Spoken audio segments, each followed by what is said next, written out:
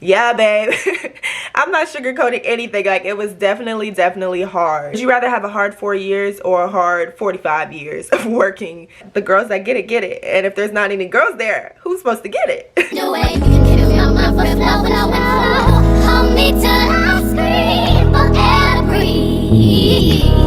Hey, my name is Kendall Hart. Welcome back to another video. If you're new here, hello, welcome. You're gonna love it. We do career, lifestyle, beauty, gym, faith, girl, everything. You're gonna love it. Come on in. There's drinks and refreshments in the back. Help yourself. And if you are a fellow STEM babe, which you probably are or thinking about it, I'm so glad to have you here. And then if you are a returning subscriber, hello. As most of you guys may know, I'm an engineer, so I just started posting. I've always been posting on TikTok and Instagram reels about my job and my career as a mechanical designs engineer, but I just recently started posting it here on YouTube, and I've been getting a lot of questions, a lot of DMs, and so yeah, I have answered plenty of questions over on my other platforms, but I'm like, I haven't really sat down and talked about and answered y'all's questions on YouTube. That's what I want to do. This video is basically just going to be like my most asked question, just a little brief introduction to my world and just elaborating on some of the things that I get asked quite often. So yes, real quick, you know, nothing too crazy. And then whatever comes from this, if you guys want to go more in depth or have more questions, feel free to comment. I could do a part 2. I can do, you know, I could do whatever. I'm here to service y'all. If you're somebody who's thinking about a career in engineering, I highly recommend it. I want to kind of give the good, the bad, and the ugly so that you can make an informed decision and not just go off of aesthetics. I know a lot of my feed and my posts are like glorifying engineering and showing the good sides, but obviously no job is all good. So without further ado, let's get into it. Don't forget to like, comment, and subscribe. Let's go. And we're going to start fairly easy. So first question, really this is just an introduction. So what is my major? What school did I go to? Like, girl, how did you get started? What's going on? Okay. So my major was mechanical engineering. That's it. I didn't do a minor. I went to Southern University. Go Jags, HBCU. I decided on mechanical engineering really my freshman year. I knew I wanted to do an engineering path since like maybe junior year of high school. I was originally in health science, and then I wasn't cut out for it. I didn't really want to go to medical school again because I don't really love school, and I just wanted like a good career that was lucrative, you know, that I was good at. I loved math and science. Well, I wouldn't say loved. I enjoyed math and science. And yeah, I was doing my medical rotations, girl. I went to the ER. I saw ingrown toenail. I was about to pass out. That was it for me. I went home, started thinking about different things and doing my research. And senior year, I did an electrical engineering elective, or I think it was an intro to engineering elective.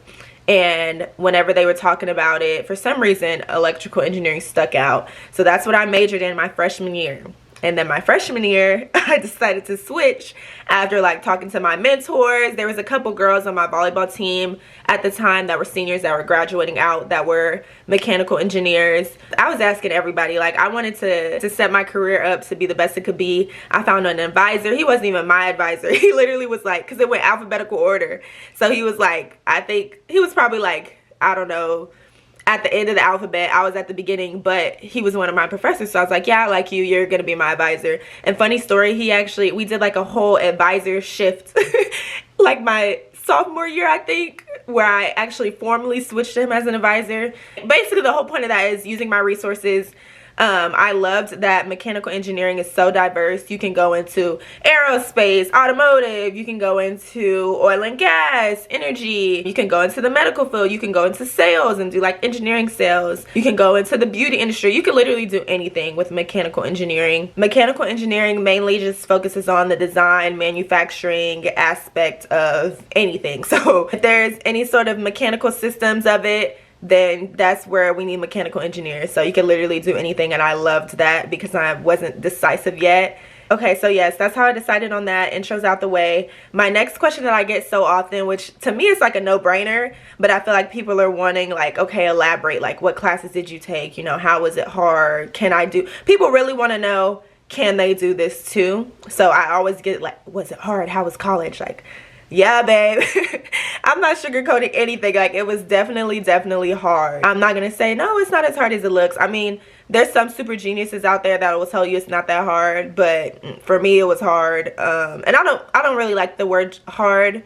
I like challenging. It was difficult and challenging. I will say that, because to me hard is like a negative connotation. Challenging is more like, okay, it's challenging, but I can accomplish, like I can conquer the challenge. So I like that word better. But yeah, it was difficult. I would say it's difficult in the sense that, for one, everything piggybacks off of another. So like whenever you're taking your classes, I feel like in some majors you can take a class, retain enough information to pass an exam, and move on, toss it back, and you're done with it. You don't have to ever know those concepts or apply those skills ever again. Whereas mechanical engineering, it's like, no, you need to be on your P's and Q's the whole time. You need to be taking notes. Once you learn something, you need to be able to apply those principles moving forward, like as you matriculate all throughout your college career. Because it's like the classes don't go away, the skills don't go away, the concepts don't go away. All they do is get stronger in the next class. First of all, I had a lot of the same professors, but that could just be me.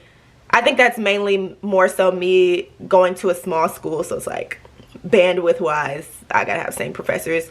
But also that goes to show that these same professors can teach these same courses because they are just an extension of the previous course. So like I heard a lot of, oh, remember this from differential equations, remember this from mechanics of machines 1, remember this from, like, you know, there was a lot of remember this and apply this, like it didn't just go away. So that's hard in itself, having to, because you're not used to that. Like in high school, like I said, we're learning to pass a test, we're dipping. And it really got like that, I would say, after, nah, it was like that the whole college. Like freshman year, you need to be paying attention. Obviously not in like your electives, like art class and stuff, but like straight off the bat, you gotta be, you know, taking notes, saving the notes, getting all your textbooks, all that stuff. That was another reason it was hard. Like you have to use your resources. You can't just finesse through the class. Like you have to, you know, you even have to get extra stuff, like get the textbook. And I had 3 check accounts in college. I'm not gonna lie, I think one is still taken out of my account to this day. I need to cancel it to this day because I was making all sorts of emails trying to get the check accounts. But yes, you guys, it's hard. Another way it's hard is it's not multiple choice. Maybe freshman year I had a couple multiple choice classes, like biology or something was multiple choice.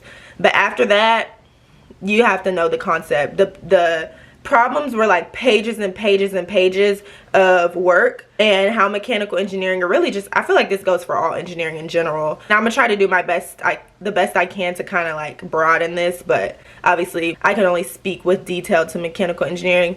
But you would do pages and pages of work, not even get the right answer, but you still might get 3/4 credit because it's all about like how you're applying the concept, you know? So that was also hard because it's like, all right, I got to make sure I'm not making any careless mistakes in the steps and the processes to get to this answer. And it was also frustrating because you would do all that work and not even get the right answer, and you would be so far off, you know? Or you could get the right answer somehow, some way, cheating, I guess, and your work couldn't show it, so you got the question wrong. You got 0 points. It's very time consuming.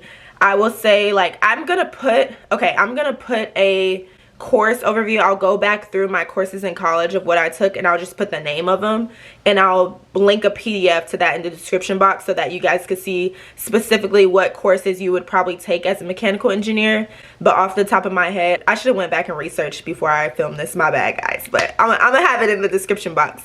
But off the top of my head, freshman year I took like Calc 1, biology, I think physics, Chem 1, Chem 2, maybe some electives, I don't know, intro to engineering for sure. And then like the rest of the time was a blur, but I could tell you I took heat transfer, fluid dynamics. Also there's labs, there's lots of labs associated with stuff, which is very annoying. But yeah, machine design, mechanics of materials, did I say fluid dynamics, fluid mechanics, statics, not statistics. I took statistics and statics. Don't ask me what statics was, I can't even tell you right now. Differential equations was the class that I failed. I don't know why. I got a D. I got a D. I honestly don't know why that class was so hard for me. The second time I took it, I think it was more so like a stage in life, not necessarily the class. Like that, the the semester I took it, I was like wild and having fun. I was also playing volleyball. It was very stressful. That season of volleyball was very stressful. I just found a new man, like a new boo. I was distracted. So I think it was more so like one of the classes was bound to get failed, and that just happened to be differential equations. But yeah, all that to say, I was a straight A student. I was in honors classes. I was in all kinds of stuff in high school, and then I got to college and failed a class. I got maybe like 3 C's. I still ended up with a 3 point.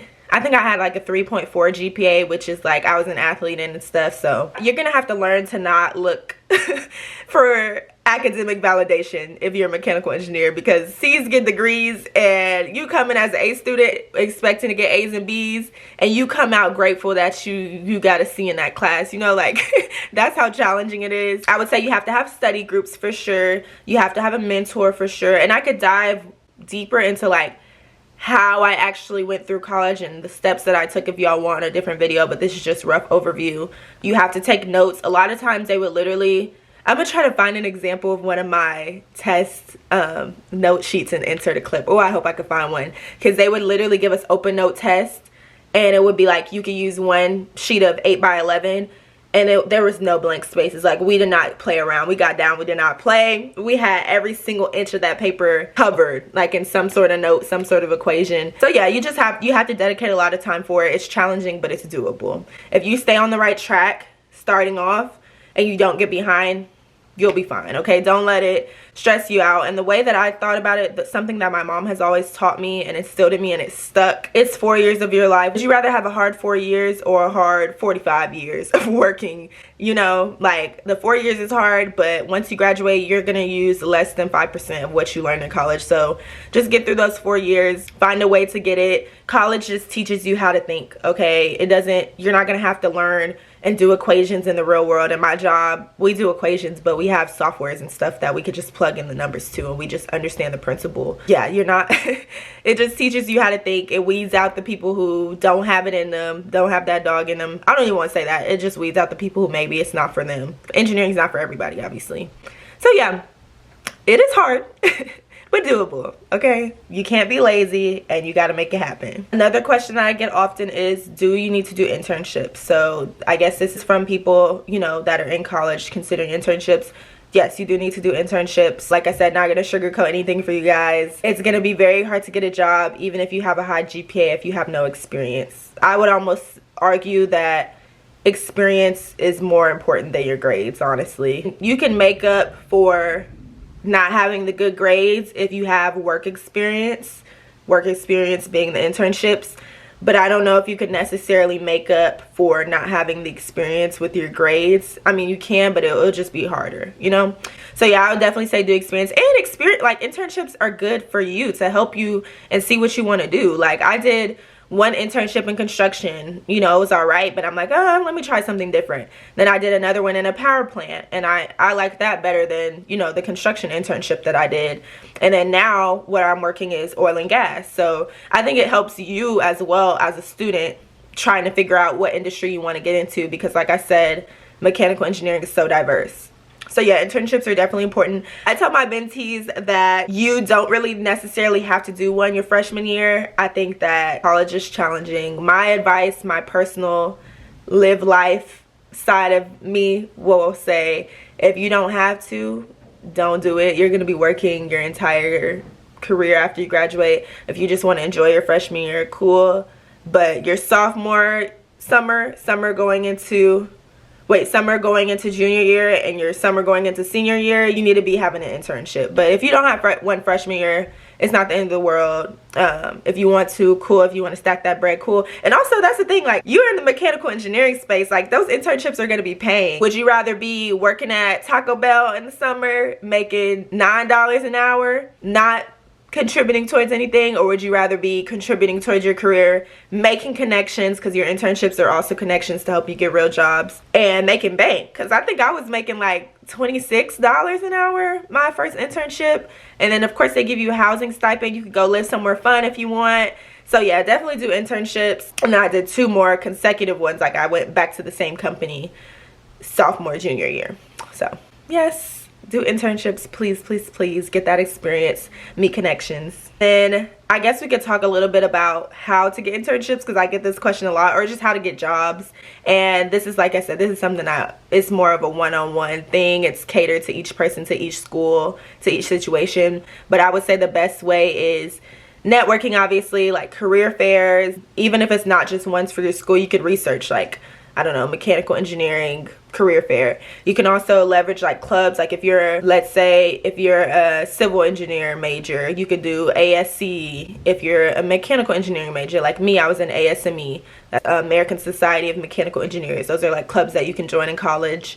I was in NSBE, which is National Society of Black Engineers, and they had a lot of resources on their websites for, like, they have a big convention every year that you can go to, and that's a networking opportunity to get jobs. So I would say my best thing is in person, going to those conferences, going to those career fairs if you can, making those connections. Even like the little events, like if a company is coming to your school to like host a dinner or an informational, go to that. You never know who you might meet. And like I said, this is different for some schools don't have a lot of representation in that space. Leverage your school's career center. I guarantee you, if you go to college, your school has to have a career center of some sort. Go there, get as much information as you can, you know, ask questions. Indeed, obviously, LinkedIn always posts jobs, and LinkedIn is good because you can apply for the job and then you could go and find and search. Let's say you apply for, I don't know, McDonald's engineer. You could go search McDonald's employee or whatever and try to find names and try to find the HR person and DM them, or, you know, instant message them and use that as a connection. Handshake for sure is a good one. I know they work specifically with colleges. But yeah, overall, I say that it's hard to just put your resume, and that's another thing. Your resume needs to be good. You need to be having somebody that's helping you update it and fill it out. But I was going to say, putting your resume into just a black hole of all these applicants, it's hard. I think that you get so much further and you get way more opportunities by knowing somebody or having a connection. And if you don't have a connection, that's okay. Like I said, you got to make it. Go on LinkedIn, message those people, you know?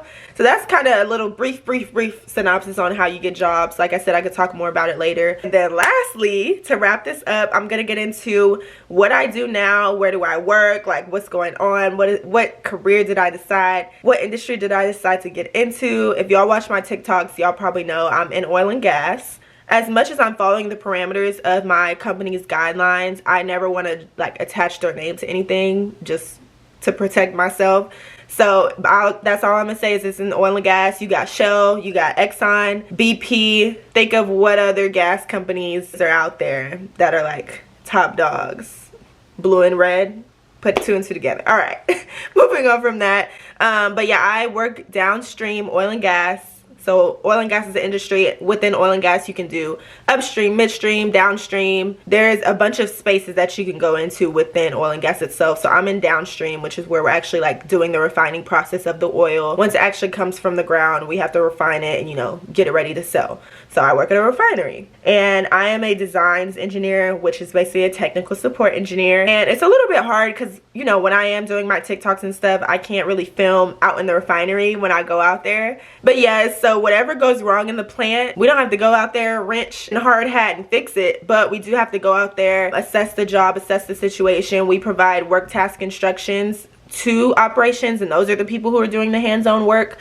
So we do have to do certain calculation. Like, let's say there's a situation where the pipe wall is too thin or there's a leak or something. We have to assess that situation. Okay, are we going to replace that piping? Are we going to there's a mechanism called a clamp. Are we going to put a clamp around it? All of those things come with their own set of calculations and standards and codes. So we kind of have to make sure that everything's being followed. All the codes and standards and regulations are being abided by.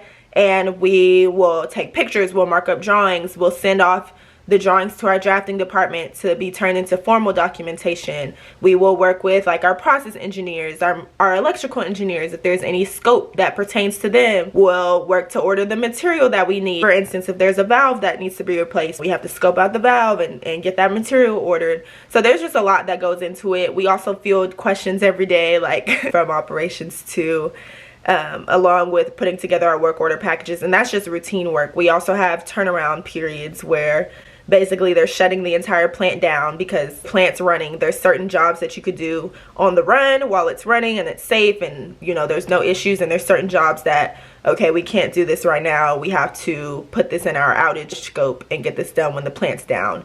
So when the plant's down, we're on the turnaround and we're doing 12-hour shifts, which isn't as bad as it seems, honestly. You get used to it and you get paid for it. So it's like, hey, I'll be out there for 12 hours. What y'all need me to do?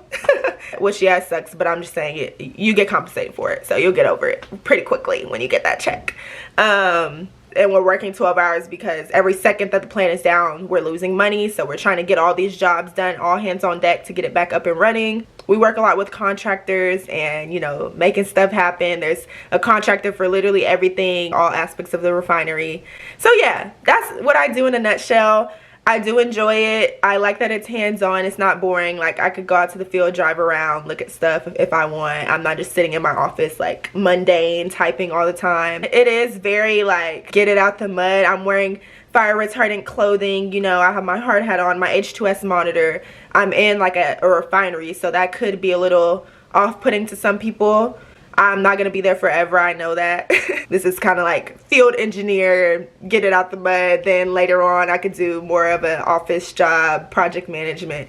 But yeah, it's good to be hands-on right now and get all of that learning experience. But yes, that is a little bit about my personal engineering journey. There's so many other industries that you can go into, and I will touch on this a little bit before wrapping up because I know that there are a lot of beautiful, young, ambitious women that watch me, and a lot of times I do get questions about how it is being a woman in a male-dominated industry, especially being a black woman. I feel like that's, you know, two minorities. So yes, a lot of times you can suffer from imposter syndrome or low self-esteem or feeling like maybe you don't belong.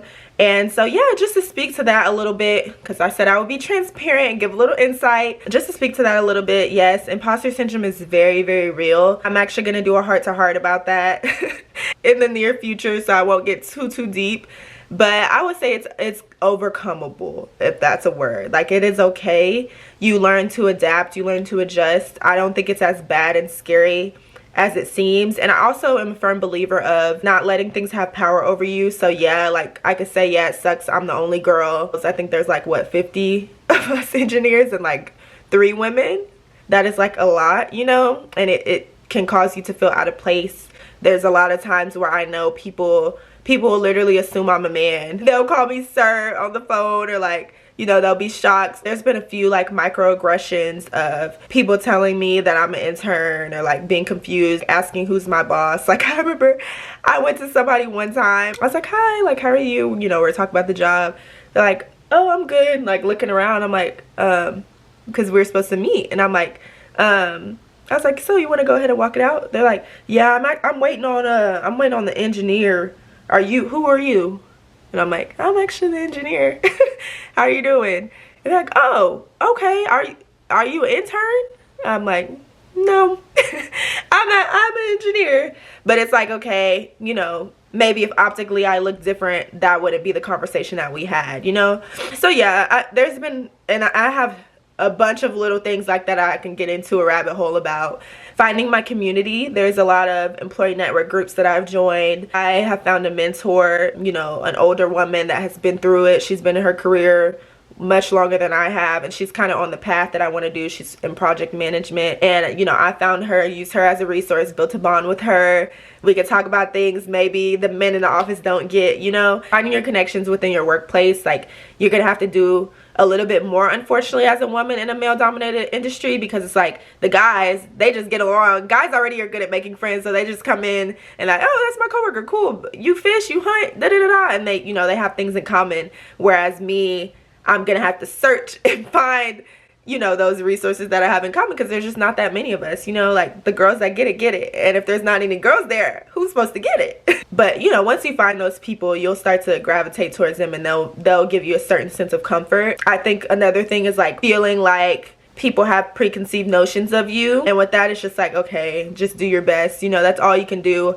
Be prepared so that And unfortunately, it's kind of like a prove them wrong thing, which I hate that as women sometimes we have to do, or it's just real. Like, just do your job, do the best that you can do. And after you've done that, who cares what they think at that point, because you've already done your best, you've prepared. And like I said, I will talk more about imposter syndrome and how it is being a young woman in your career in corporate America or wherever, or even imposter syndrome in the social media space, in the entrepreneurship space, or wherever you may be. I will talk about that later. But yeah, it has its own sets of challenges. But like I said, don't let it have power over you. Control what you can control and accept the reality. It's my best advice, honestly. And do the best you can. Like, if you do those, you'll be straight. But yes, I hope you guys enjoyed. Please let me know what questions are a byproduct of this video, and I will try to either respond to the comment or make a whole separate video. We'll see. But yes, thank you guys for watching. Don't forget to like, comment, subscribe, and I will see you guys in the next video. Bye.